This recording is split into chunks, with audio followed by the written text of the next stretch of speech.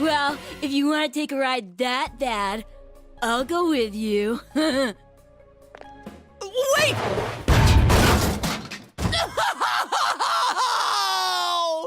My motorcycle! Never before has a game struck me on such an emotional level as much as Persona 4 has.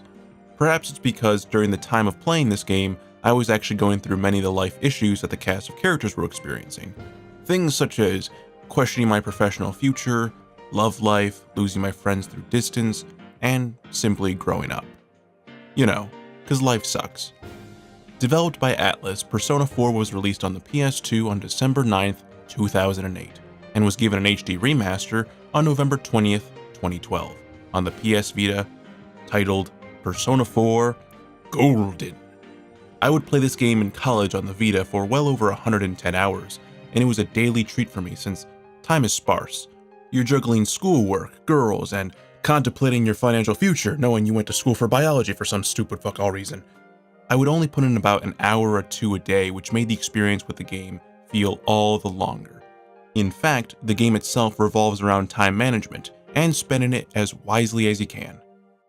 The game revolves around a suave, sexy, mysterious, silver-haired protagonist named of your choosing, canonically named Yu Narukami, a pun of you being the main character. Your parents are away on business for a year, and have you move from your hometown in Tokyo, Japan, to stay with your uncle Ryotaro Dojima and his daughter Nanako in the more suburban life of Yaso Inaba. For the first few days, everything seems relatively normal. You meet your classmates, which all seem like the typical anime character archetypes: the hothead Chie, the butt monkey Yosuke, and the airheaded pretty girl Yukiko. You all become quick friends without even trying. Because this is anime, we gotta get this plot going, ladies and gentlemen. And one day you're told about this urban legend about the Midnight Channel, an unlisted TV station that broadcasts your true love on a rainy night. You decide to try it for yourself and find out that your television set leads to another world, a world that eventually everyone in your party finds out to be infested with monsters called shadows. Another thing is also shown on the Midnight Channel, a silhouette of someone who is about to be murdered in the real world. How are they the only ones watching this? After several key characters that you know are murdered, and with you and your friends being the only ones who know of this extra world, this TV world, you set out to stop these senseless deaths. Well, you know, maybe some of them are deserved. However, it isn't long until one of your party members gets abducted and becomes a silhouette on the Midnight Channel. It's then we see the reality of this TV world. Those who are kidnapped are forced to reveal their deepest and darkest secrets, to cast aside the mask they show to the world on a daily basis. Some examples can include a tough guy dressed in leather repressing his sexual confusion, a teen idol wanting to be a simple stripper, and a girl wanting to surgically become a boy. Oh, good God, the implications this would have if this was a new IP in 2K17. When those feelings are repressed in this world, they then spiral out of control and transform into monstrous demons, which also serve as a way to savagely embarrass our main characters. These things must be defeated. Once tamed, they become Persona. Persona?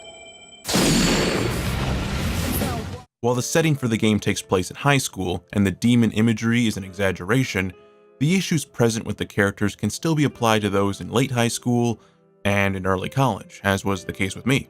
I emotionally connected with many of the characters, such as Yukiko Amagi, a person who feels constricted to one set path in her life by her parents. She doesn't know exactly what her path is, even though she's academically smart. Anyway, since Japanese high schools are treated as seriously as an American college, I couldn't help but feel like the game was directed towards me. The idea of physical shadows transform into grotesque monsters and being representative of your worst fears was heavily inspired by the teachings of psychologist Carl Jung. In fact, many of the games by Atlus feature these themes.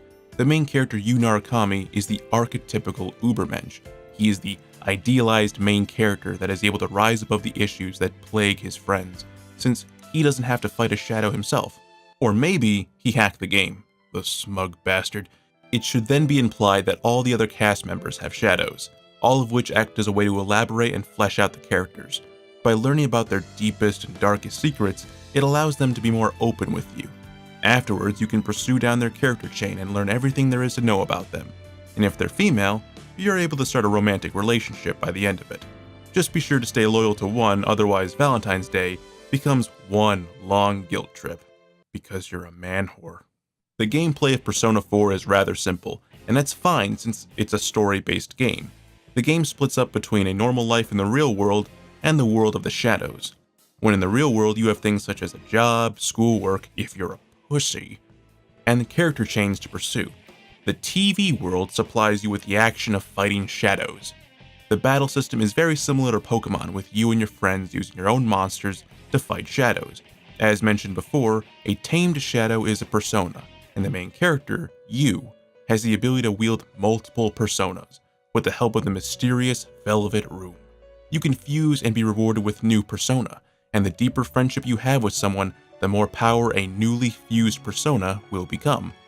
This shows the give and take balance of the two aspects of gameplay, and believe me, you'll need a college degree to figure out any of this Shin Megami Tensei fusion chart. Being a Pokemon master is a lot harder here. Looking at you, Ash Ketchum. It really all boils down to what you want to do before the next rainy day occurs.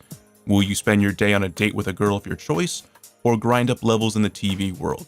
It's important to note that in the real world, you're only able to select 1 or 2 activities and then the day becomes shot, whereas you can spend an indefinite amount of time in the TV world, granted you have enough healing items to sustain the trip. Fucking mana! The game gives enough leeway for you to do whatever you want on your schedule. Just be sure not to goof off too much, or one of your friends may end up dead. Persona 4 is a game of self-discovery. Learning what you want and who you are the major concepts present in the game. While the main character might be the ideal, as we the player are more than a simple archetype, it will be difficult not to put ourselves in the shoes of the cast. The story was very engaging and kept me wanting more throughout.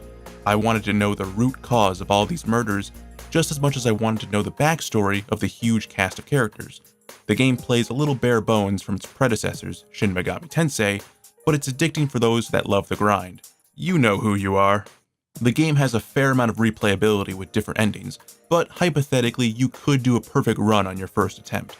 Speaking from personal experience, the best way to enjoy the game is blind, and then consult a walkthrough. For those that are interested in a more expedient way to experience Persona 4, there are 2 anime releases that go over the entirety of the game at a respectable clip. Yes, this game was so good, it spawned 2 separate animes. I give Persona 4 Golden for the PS Vita a 9 out of 10.